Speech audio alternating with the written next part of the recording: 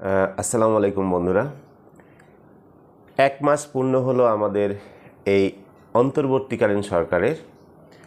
এই এক মাসের ভিতরে আমরা অসংখ্য বিভিন্ন জিনিস, কথাবার্তা, বিএনপি জামাত এই দুই দলের যে একটা মনোমালিন্য আমরা দেখলাম, বিভিন্ন কুসংস্কার, গুজব।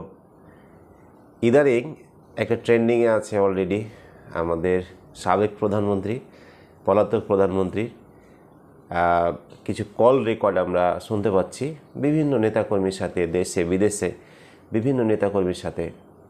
তারা আপা আপা বলে আর কি মুখের ফেনা তুলে দিচ্ছে।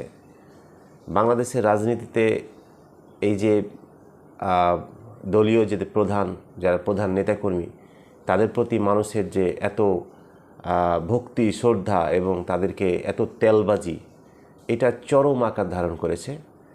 তার প্রকাশ আমরা ভিডিও কলগুলোতে দেখতে পাই যে তারা 10টা কথা বললে তার মধ্যে 8টাই হচ্ছে, 8বারই তারা কিন্তু আপা আপা বলে সম্বোধন করছে। আমি জানি না এই কল রেকর্ডগুলোর সত্যতা কতটুকু, কারণ এখন এআই টেকনোলজির যুগ। এআই টেকনোলজির মাধ্যমে কল রেকর্ড থেকে শুরু করে ভিডিও রেকর্ড অসংখ্য কিছুই কিন্তু করা সম্ভব। কিন্তু আমি ধরে নিচ্ছি যে যদি সেটাই হয়ে থাকে তাহলে সেটা আসলে কতটুক আমাদের বোধগম্য হচ্ছে। তো সাবেক প্রধানমন্ত্রী তিনি আবার বলছেন যে চট করে তিনি বাংলাদেশে আবার ঢুকে যাবেন। চট করেই যদি বাংলাদেশে ঢুকতে হয় তাহলে তিনি চট করে চলে গেলেন কেন? তিনার কাছে তো অসংখ্য সুযোগ ছিল, তিনার কাছে তো অসংখ্য অপরচুনিটি ছিল। তিনার যে 17 বছরের ভুল, এই 17 বছরের ভুল তার বাংলাদেশে কিন্তু লাস্ট টাইমে তিনি 45 মিনিট কিন্তু সময় পাননি। আপনারা জানেন যে সেনাপ্রধান তিনি বলেছিলেন লাস্ট 45 মিনিট তিনি তাকে দিয়েছিলেন। তিনি একটা ভিডিও রেকর্ড করতে চেয়েছিলেন জাতির উদ্দেশ্যে, সেই সুযোগটাও তাকে কিন্তু দেওয়া হয়নি। তাহলে দেখেন 17 বছরের তার যে ভুল এক পর্যায়ে ভুল হতে হতে হতে হতে তার জীবনের একেবারে সান্নিধ্যে এসে, তার জীবনের লাস্ট পর্যায়ে এসে এমন একটা চরম আকারের ভুলের একটা পাহাড় তৈরি করেছিলেন, যেই পাহাড়ের জন্য তিনি তার জীবনে 45 মিনিট সময় পর্যন্ত সে কিন্তু পায়নি। তিনি কিন্তু বোকার স্বর্গে আছেন। এখনও অনেকেই বোকার স্বর্গে বাস করতেছেন। এই আওয়ামী ফ্যাসিস্ট দলের যে সমস্ত লোকজন, অনেকে আশায় বুক বেঁধে বসে আছেন যে তিনি হয়তো আবার দেশে আসবেন, আমরা হয়তো আবার রাষ্ট্র পরিচালনা করব। এবং তিনি বলতেছেন, ভিডিও কলগুলোতেই আমরা দেখতে পাচ্ছি যে তিনি এখনও বৈধ প্রধানমন্ত্রী। সবার উদ্দেশ্যে বলতে চাই, বৈধ হন আর অবৈধ হন, আমরা সেই ডিবেটে যাচ্ছি না।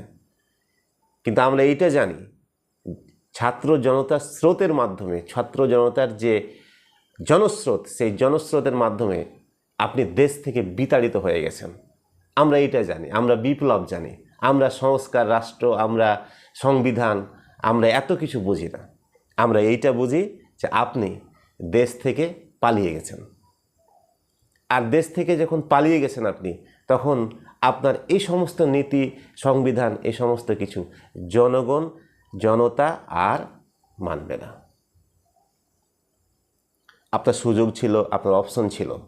মানুষকে পাখির মতো গুলি করে মেরে ফেলার সময় আপনার একটু বিবেক হয়নি? মানুষের পালস বোঝার আপনার সক্ষমতা হয়নি?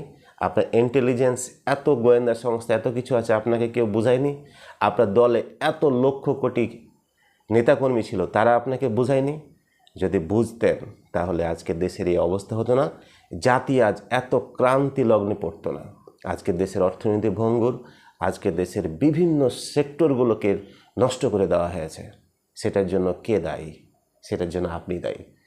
আপনি নিজেকে দাবি করতেন জাতির পিতার কন্যা, আপনি নিজেকে দাবি করতেন আমার দেশ যদি আপনারই হয়ে থাকতো, তাহলে জনগণ কি চাইতো? জনগণ তো একটা ভোটের জন্য প্রত্যাশা করেছিল। রাজনৈতিক দলগুলো ভোটের জন্য চিন্তা করেছিল। হ্যাঁ, আপনি যদি ভোটে ফেল করতেন, আবার আপনি পুনরায় আসতেন, তাহলে কি আওয়ামী লীগটা বেঁচে থাকতো, দলটা বেঁচে থাকতো, রাষ্ট্রটা বেঁচে থাকতো। আজকে কি হয়েছে?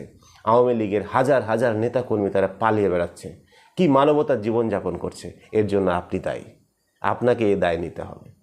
আপনি ঠিকই চলে গেলেন, বাট সব নেতা নেত্রীরা বড় নেতা নেত্রীরা সবাই তো চলে গেল প্লেনে, বাট পাতি নেতাকর্মীরা লুকাবে কনে? তাদের কাছে তো পাসপোর্টই নাই, তাদের কাছে তো টাকা নাই, তাদের কাছে তো সম্পদ নেই। সব সম্পদ তো আপনাদের সব লুটেরাদের হাতে।